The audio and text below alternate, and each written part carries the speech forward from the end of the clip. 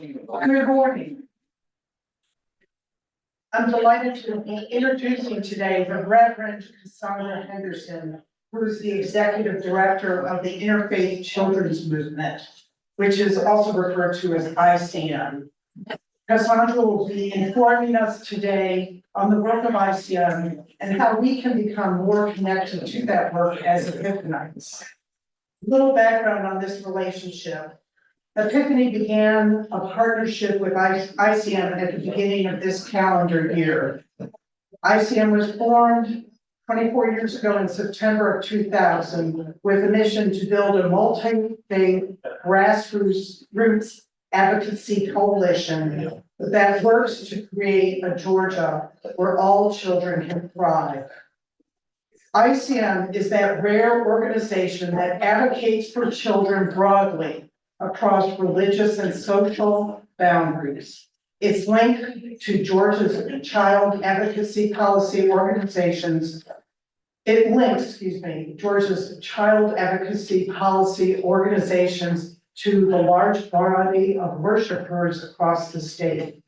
They assert that no matter what ethnicity, economic class, or faith a child is born into, every child deserves the right tools to reveal and develop their unique gifts. As the movement for children, ICM takes seriously the responsibility to do what it can to move Georgia communities from awareness to activism. Cassandra received her master's in divinity from Emory. Interestingly, she also has an MFA from Loyola Marymount and an undergraduate degree from Spelman. She has very deep experience working with youth and children that she brings to her position as ICM's executive director. Please welcome her to this formation.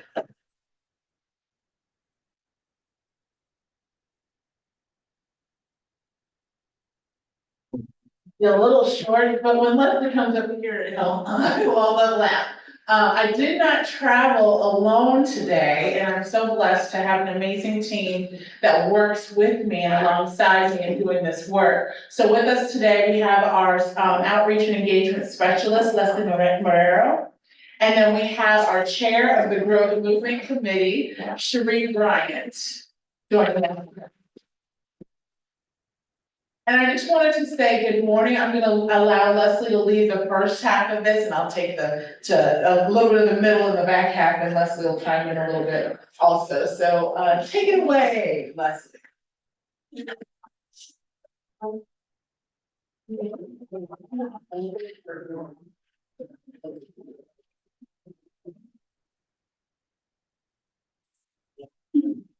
Good morning, everyone. It was so amazing to see all the pets during your worship. It was honestly so amazing. I love animals, and I wish I would have brought mine next year.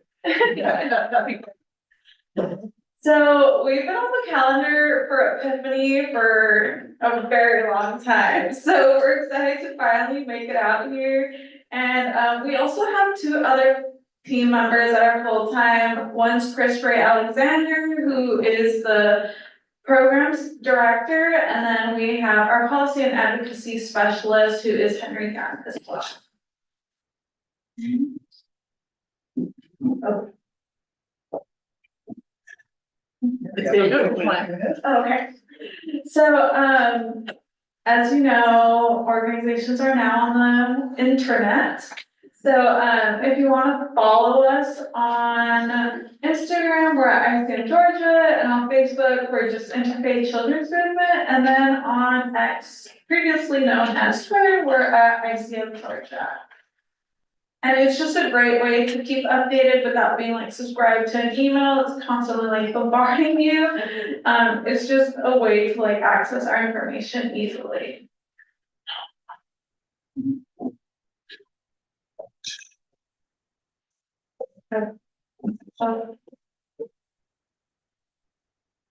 You might have to like under.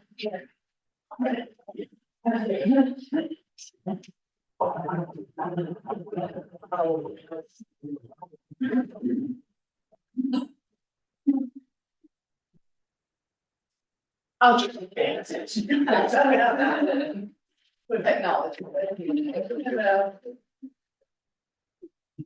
So the mission statement for ICM is to build a multi-faith grassroots advocacy coalition that creates a Georgia where all children thrive. So we're in place to helpfully alleviate barriers that might be created by the system or by different counties in Georgia that may have created these barriers to allow only certain children to thrive, but as ICM, we're really looking to see all children thrive regardless of their economic barrier, their social barrier, any barrier at all. And so who can be part of the movement? So Epiphany is already a partner with ICM, so that kind of just brings your congregation into the coalitions we have with different counties among Georgia. So Kaylee's actually the liaison for Epiphany, so she is in constant communication with me and she relays that information to all of her congregation. And it doesn't have to be a whole congregation, it can be a part of ICM, it can be faith leaders, families, individuals, faith communities, schools, and organizations and nonprofits. ICM is a part of different coalitions among the state of Georgia, and we really work with other organizations and other nonprofits to kind of create this collective voice for the children of Georgia.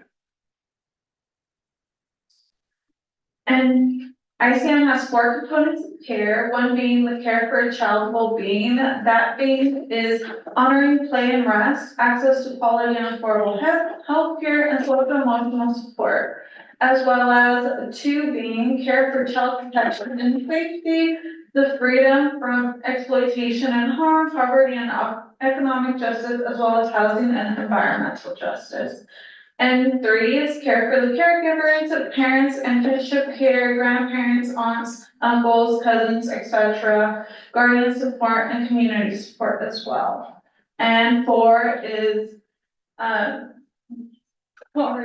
care for the future. So pretty much is making sure that children are set up to succeed in this world in the future. We want to make sure that there's policies and legislation in place that kind of empower the child from being a youth to being a young adult to having a grateful family, a great support system, and all that good stuff.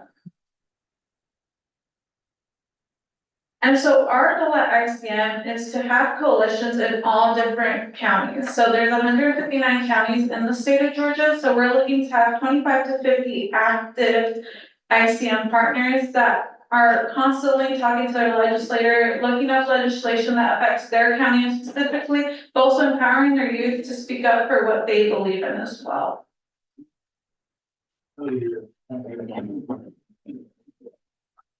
So here's where I'll chime in just a little bit, and Leslie, I might need you to run back up over there if this thing doesn't cooperate. So when we talk about advocacy, what are we really talking about? Any ideas? Feel free to talk back. I am Baptist, I'm good Baptist, we can call this fine, so it's okay to talk at me. What do we think of when we think of advocacy? Standing up for what is right. Standing up for what is right. Who wants to chime in? Working with legislators. Working with legislators. Who else wants to chime in? Giving a voice to those who don't have a voice. Giving a voice to those who don't have a voice. ICM, we like to use an illustration, and all of those answers are really, really solid and speak to the work that we do. So imagine, if you will, that we are in a park, not unlike this one here. And we're hanging out, we're about to eat, and we look over at this beautiful stream. And in this stream, we see a child floating down the river. We all run over there to help the child out of the river, bring them to safety. We warm them up, put a blanket over them. And while we're doing that, we look over and we see another child floating down the river. So some of us stay with the one child that we're already comforting, while others of us go run and try to repeat what we just did before. And then eventually we go bring that other child over with the other child to find that yet another child is floating down the stream. So more of us go. What's eventually going to happen the more children that float downstream? You won't get to those. We might not get to them. Why is that? Run out of helpers. We'll run out of helpers. What else might we run out of? Blankets. And so that is the direct service. When we go to the river and we pull young people out and we try to help them and offer them services, that's the good direct service that a lot of our faith communities are involved in. That's the good direct service that the Bible speaks about. As you do to the least of these, you've also done to me. Clothe the naked, feed the hungry. Those are the things that we are endeavored to do. But at some point, we might run out of resources. So ICM does the work of going upstream to figure out why are these children falling in the river in the first place? And how can we keep that from happening?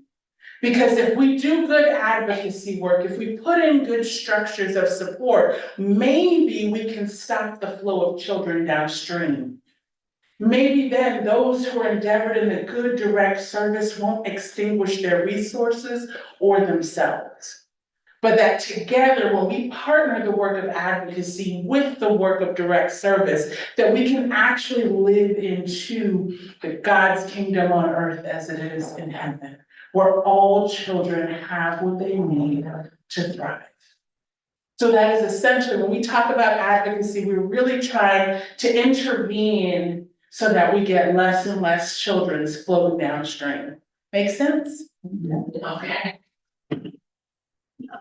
This is a beautiful quote. Back in the early 2000s, there was a little kid on YouTube. I don't know if you ever saw him, but he was kid president. And he had like a colored seal behind him and two blue curtains. And he would have these words of inspiration that he offered. And one day he offered this quote: "If you make the world better for children, you make the world better for everyone." That is the work that we have invited and are glad to be in partnership with you to do, but that's the work that fills our soul and helps us come alive. I heard that quote from Howard Thurman earlier in the service. This is the work that makes me come alive. And so some of the work that ICM has been doing, as was mentioned, thank you, Kay, in her wonderful introduction, ICM was started on September 11th, 2001. 40 people had gathered months before to plan what they envisioned to be the perfect call to action prayer breakfast. They gathered to bring people of faith together from across faith lines to gather at 7:30 in the morning at the Loudermilk Center on the perfect day, they said, September 11th, 2001. And the inaugural speaker was Marian Wright Edelman, founder of the Children's Defense Fund, who gave this clarion charge to everyone that we must prioritize the well-being of children beyond the boundaries that divide us from faith to faith to faith. Everyone, there was over 300 people that gathered that day. Everyone in that room from different traditions, different ecumenical backgrounds of Christianity, but different faiths: Judaism, Islam, Sikhism, Buddhism, Hinduism, gathered together to make a commitment. No longer will we live in this paradigm where Georgia continues to trail the nation in child well-being, but we will stand up and be present when decisions are making, because our faiths call us to. And then they left the prayer breakfast to meet a world that had become unraveled. And as the world got more divisive by religion, the commitment of those who gathered only fortified. And for the past 24 years, we have endeavored to do this good work on behalf of children in Georgia. So some of the accomplishments of our efforts have led to, in 2013, ICM was part of a coalition that rewrote the juvenile justice codes in Georgia that had not been touched for over 4 decades. As a result, there has been a 57% reduction in short-term confinement for children under the age of 17. That is tremendous. Part of the juvenile justice code also is the CHINS program, Child in Need of Services. That happened in 2013 and we're still trying to implement CHINS, so believe me, there's still work to do. In 2016, a separate fund was established for sexually exploited children in Georgia. Prior to the times of Rachel's Law's enactment in Georgia, ICM was a big part of that, and our young people got to attend hearings and speak at hearings to change the laws so that Rachel's Law could be implemented. Prior to that, when children were being trafficked and they were picked up for sexual exploitation, they were convicted. They were not given services or help. And the Johns who were exploiting them were given a minimal fine. So Rachel's Law helps to provide resources to recovery and rehabilitation and mental health support, emotional health support, and reentry into society for young people who have been trafficked. And has heightened the punitive recourse for people who are exploiting children in Georgia. In 2018, there was a too young to suspend. Prior to that, we had a phenomenon in our state and across the country even, where children from grades K through 3 were being suspended from school for misbehavior. And large number of more Black and brown students were being suspended. And we know that major testing happens in the 3rd grade, and we say that those critical tests determine whether or not we need to build more prisons. And so if you suspend students and keep them from the educational environment, then they fall behind in their studies. They cannot catch up because there are no opportunities because their absences are because of behavioral challenges. And so it just creates this cycle of not being able to recover. And so our Too Young to Suspend has impacted over 550,000 students in grades K through 12 were impacted by this change, are impacted by this change every year in Georgia. In 2001, there is the Peach Care for Kids. Before that, there was a very tumultuous process of renewing every year. And if your family was on Peach Care, often you didn't have the resources or access to internet access to be able to renew. You might not have the transportation modes to make it to the office to do that. And so we advocated for a change in the system so that the renewal process could be a bit more user-friendly. To keep children covered with healthcare, which is imperative in our state. So Georgia has 1.3 million children that are affected by that change. And so we're very glad to have done some of that work alongside quite a few others as well. Currently, because the work still continues, we are looking at 6, technically there's 8 legislative priorities, but we're trying to see about these next ones because of what's going on. And so we're really focused on child nutrition in Georgia. Georgia has 1 in 5 children in Georgia's food insecurity. That beats out the national average. The national average is 1 in 6 children are food insecure. And so, you know, if you all have been following the news, we did not approve the child tax credit, which would have aided and helped us to provide for food in our state. We do have some state-based programs that do provide food, but there's way more need than what we've been able to do. And so there are a lot of young people who are without access to healthy food in our state. We are working on juvenile life without parole. Georgia has the highest number of young people who are sentenced to life in prison without parole than any other state in our nation. And just, I think it was 2 weeks ago, we saw, the shooting at Appalachia High School. I watched the judge tell this 14-year-old, do you understand that you are facing life without parole or the death penalty? And my stomach turned because he was saying that to a kid. And I understand the ramifications of mass school shootings and the violence and terror that creates on the families and victims. And I also recognize that we just told a child who is 14 years old that they are facing the death penalty. We have to weigh those things in tension with one another. And in our nation, there are 28 states that have abolished juvenile life without parole. There are 22 states that still have juvenile life without parole, but 5 of those 22 do not have any juveniles serving life without parole.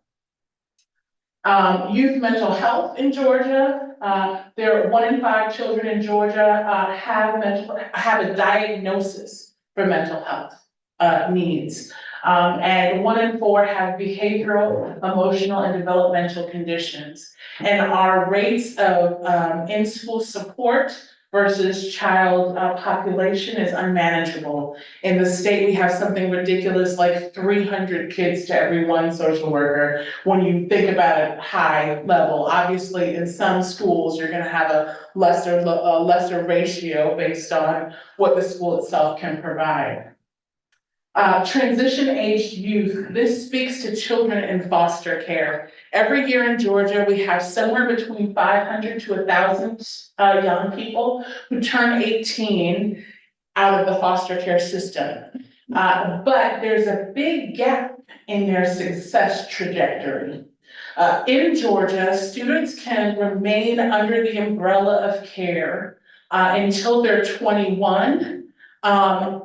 Yet, many of them declare independence, not realizing that they can still access mechanisms of support, systems of support, and modes of support because the system is inundated with lots of young people and not enough ways to communicate or hold them. So a big project that we're working on is to implement better policies around that, but also to get our congregations to provide mentorship. And to really be partners with young people who are aging out of the system so that we can step in where the system cannot. I believe that 500 is a pretty doable number when we think about our whole state and how many congregations and faith communities exist. Educational budget for children in poverty. Georgia is one of 6 states that does not have a budgetary line item in their education budget to accommodate children living in poverty. Our state is 70% rural. I know, we get used to being in Atlanta and the metro Atlanta area. We forget what the rest of the state might be living in. There are places where the nearest hospital is over 30 miles away. There are places that don't have a school bus that comes to pick them up and drop them off with convenience. There are places, more than half of our state does not have access to Wi-Fi, reliable Wi-Fi. And a lot of the curriculum in schools has moved to online. And so we see this huge gap in education getting bigger and bigger and bigger. And there does need to be some accommodations to fill those gaps in communities that cannot access what they need in order to have a thriving future. And then we are looking at jail and prison family communications. Currently in the state of Georgia, if you are a juvenile serving in the detention centers, communication is for free. You can talk to your parents for free. However, if you are an adult serving in the system and you have children on the outside, you cannot communicate for free. And so what we know in research is that consistent, healthy communication with parents and children provides better outcomes overall. It impacts their performance in school, it impacts their sleeping, it impacts their eating, it impacts their emotional stability, it impacts almost every aspect of their being. So we are working to ensure that at the very least, parents can communicate with their children so that their children don't get lost even though their parents may have fallen.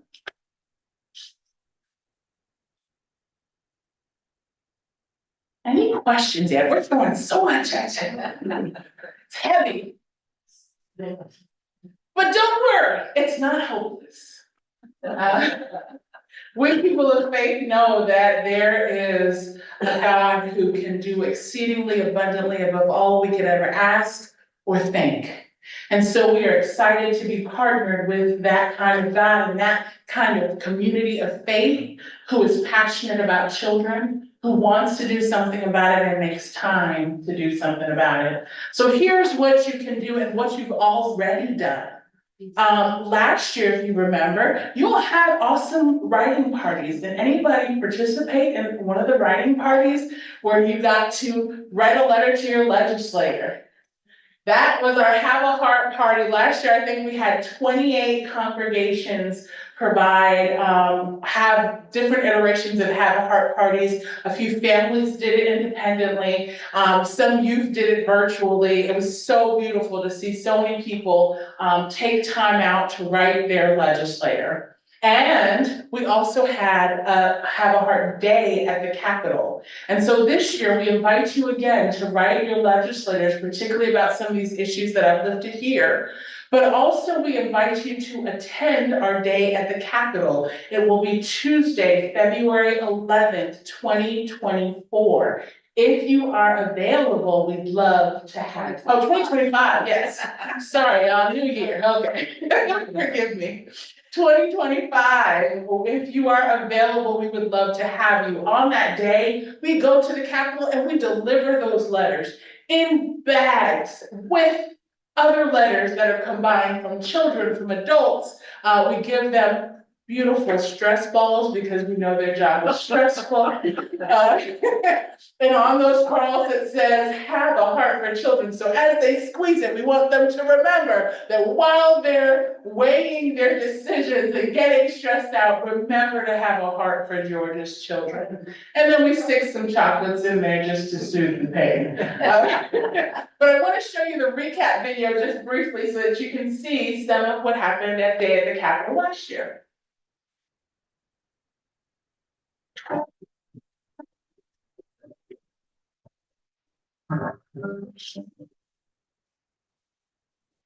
Is this loud enough for you? Okay.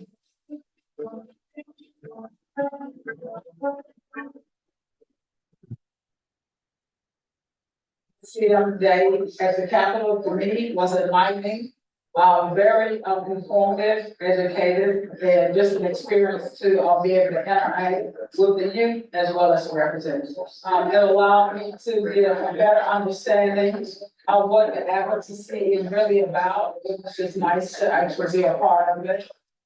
It appears that in the past, perhaps the adults have not done the best with our democracy and with our government. No, I truly believe that it is going to have to take a new generation and a new approach to get us back on track.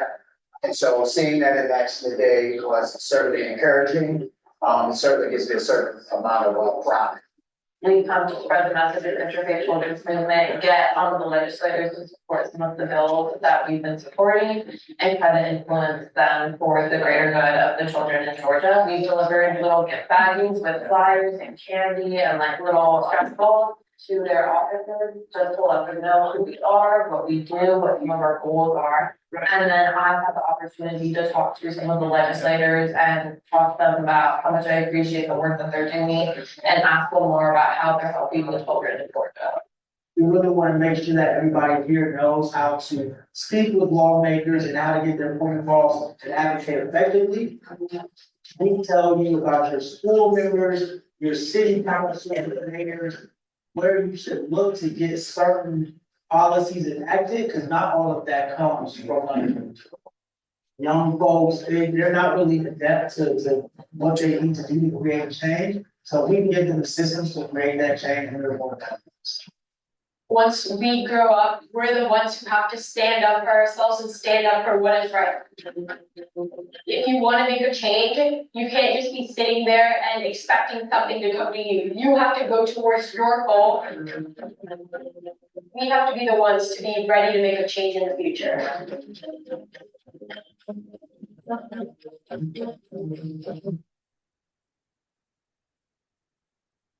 And so we're very proud of our young people, and we love the work that we do because not only do the adults get to advocate, but we are interfaith and intergenerational. So we are equipping our young people. A lot of the civics classes were taken out of school, so we fill in that gap.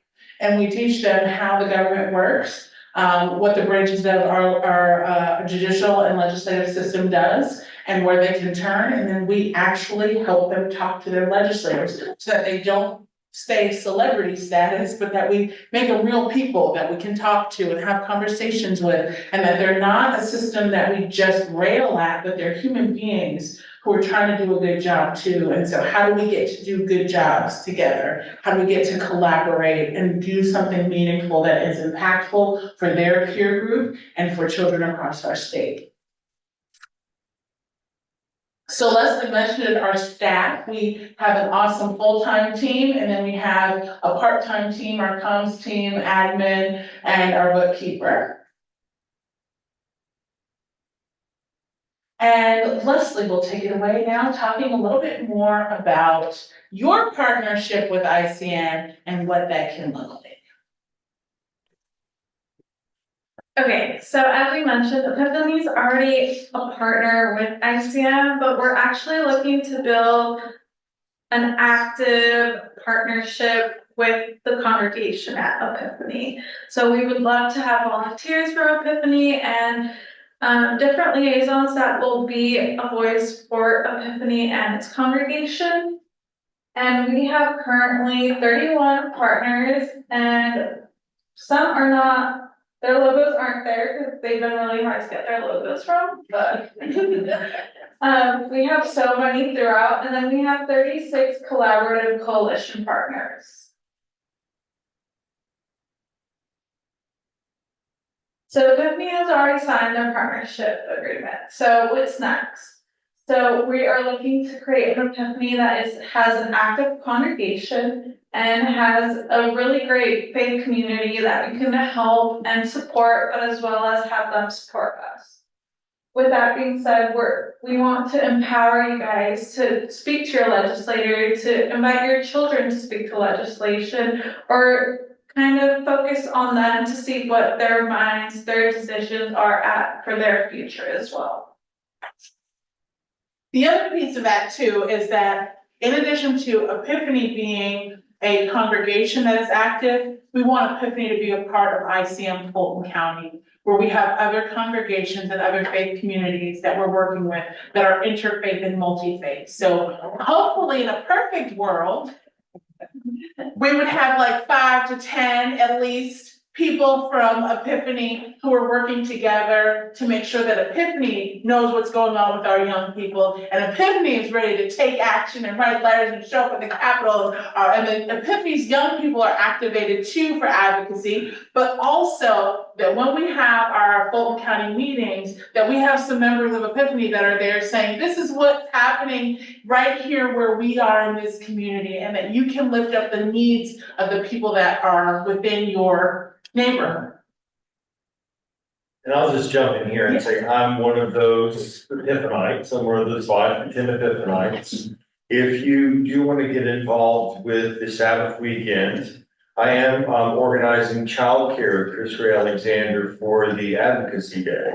If you would like to be someone who volunteers to work with older groups, and that we're only getting kids through the 5-year-old level, so 4 or 5-year-olds, or even 3-year-olds, let me know. That's an easy way to hook up with Advocacy Day. Advocacy Day, of the 6 things that you saw that ICM does, it's focusing on foster care and the foster care system this year. So that's what Saturday's program is about. And that's what I'm talking about, the 19th Saturday. So that is very really connected to what they're saying right now. It's a very easy opportunity. So if you're interested in helping with that, let me know. There may or may not be an opportunity to do something, but just let me know if you're available and interested. And there you have it, Leslie. There's someone who's actually sitting. Sees Chris every week. Thank you. Yes. Add something else. Before you go to the poll, look at the candidate's stance on education. We don't need taxpayer dollars going to private schools. Our public schools need them.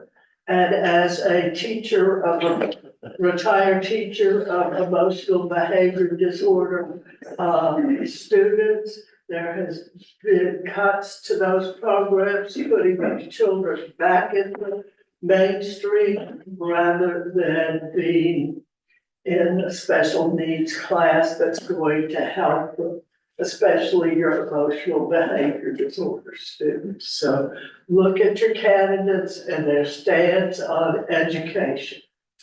That was one of the measures that we advocated unsuccessfully for, this legislative session was the, school voucher bill. And on paper, it sounds really good because it allows students who are low performing in public schools to get a check, I think it's $4,500, Not enough to pay tuition. right, not enough to pay tuition, but you get $4,500, they changed the iteration that was passed to be $4,500 a year for them to go to school, and they can pick any private school to go to, and that $4,500 will go toward tuition. However, in the state of Georgia, private schools usually range upwards of $11,000 to $13,000 a year. Add up. Those are the lower ends, and that does not include the fact that a lot of the private schools won't have buses or access to transportation to help the young person. And so the downside of that is that funding that they were using doesn't come out of some other pocket, it actually comes out of the public school budget. And so the public schools are defunded in order to allow students to go to private school, but the rest of the amount to cover the tuition and fees would not be accessible for a lot of those students. Thank you for saying that. So going towards the event that he mentioned is our Children's Sabbath weekend. So it's actually a 2-day event, but the main advocacy day is on Saturday, October 19th, and we'll be at First Church Congregational, which is in downtown Atlanta, and that is Chris Ray Alexander's home church. He is our program specialist. So we will be there most of the day talking about foster care system and how the gaps and the barriers for children aging out of the foster care system can be reinforced with our faith communities. And on Saturday, we have, on Sunday, we have our Interfaith prayer, which will be with Ambassador Andrew Young at First Church Congregation. But then we're also going to the Seafood Roar in Stone Mountain after to have a communal meal with that community and have lunch with them.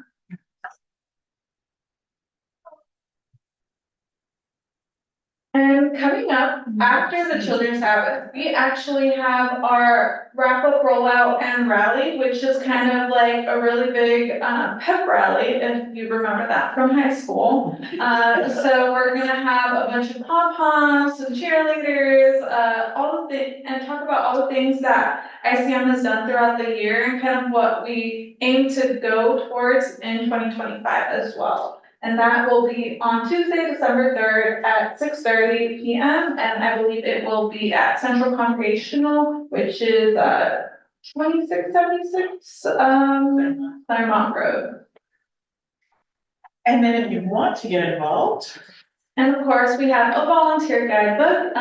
If you guys have your iPhones, you can scan your QR code and it will link you to the PDF version of our volunteer guidebook. And it will have an explanation of all the different committees we do have. We have Urban Movement, Advocacy, and Developmental Committee, and Youth Alliance. And Youth Alliance is our summer internship that ranges from 9th grade to 12th grade, but I believe we've extended to maybe freshmen in college as well. And they'll be able to add that to their resume, their college applications, and they kind of just empower themselves to create a TED Talk at the end that we do at our prayer celebration in October.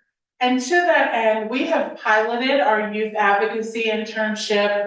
It started out as a social justice academy during the pandemic, and it was a 6-month program. When we came out of the pandemic, we still did one more year where it was mostly virtual, and we truncated it down to a 10-week program where the kids had one opportunity to meet in public, meet together, face to face. And out of that, they said, we want more time together and we want more weeks to do this, which is very rare because when do young people say that they want more of program? So we're very blessed that we then extended it to 12 weeks. 7 of the weeks were in person and the remainder online. What they do out of that, during that time together, they learn what advocacy is, how things work, decisions are made. Our coalition partners come in, talk to them about their particular focus areas and the needs of children across our state. The young people then create what we call team talks, semi-modeled after TED Talks, but it integrates storytelling, solutions-based approach so that they're moving from a prescriptive way of thinking to how can we make it better, and that they're being challenged to think critically. So it's not enough to get to the point of education, because we know that just because you know something doesn't mean you do it. How many of us have told our children or grandchildren, now you know better? That is the evidence that knowing better doesn't mean we do better. So we're trying to teach them, if someone knows better, how do we enact a structure, a system that makes them have to practice being better until their insides can match that too. And so that's what we get them to do, is to think critically about long-term change in our state. And so we are in conversation now with the DJJ, the Department of Juvenile Justice, who is interested in piloting our program at one of their sites with youth that are currently in the system and serving time. And so we are looking for people who might be interested in helping us with that initiative to flesh it out. Maybe those who might be interested in helping us by coming in to the Department of Justice to work with the young people, or people who are interested in helping us fundraise to do that initiative so we can afford to do that pilot program. But I wanted to let you all know what we're working on, because I think that it's really important for us to not just leave our young people in the system, but to remember that they are, God is not done with them. That God is still up to something phenomenal in their lives, and there is a capacity for them to be redeemed like we all hope that we are.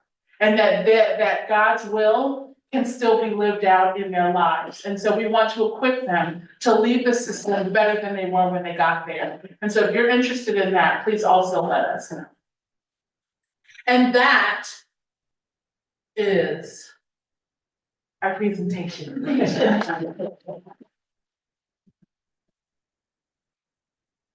Well, take some questions if we have some time. I know we ran late for service. I don't want to encroach, but if you have questions, we can answer them. Or comments, anything resonated. Would you go back so I can take some of the ones? This, the one where I could get the guide. Oh, yes.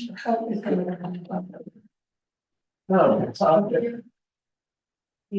Oh, is that the same thing? Yeah, it should be. That might be the 2023 version, but either one is pretty similar. And then we'll send an email. We'll let Kay know, and maybe she can get it to everybody as well. That'd be great.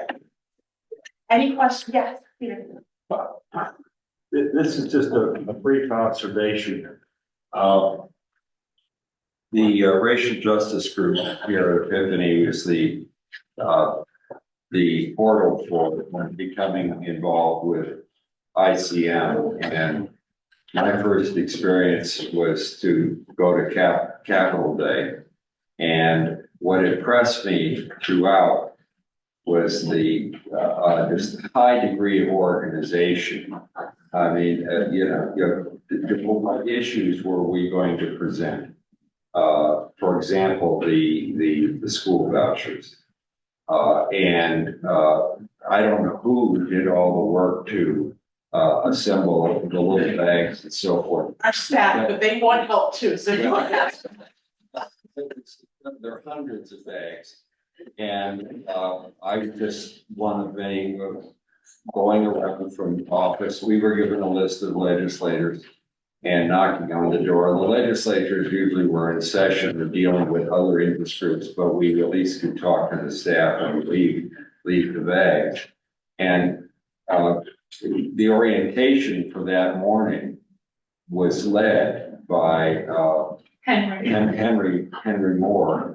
And, so it was the youth who really were leading the youth. And then there were old people like me who just sort of followed along and tried to be helpful, but mainly tried to stay out of the way.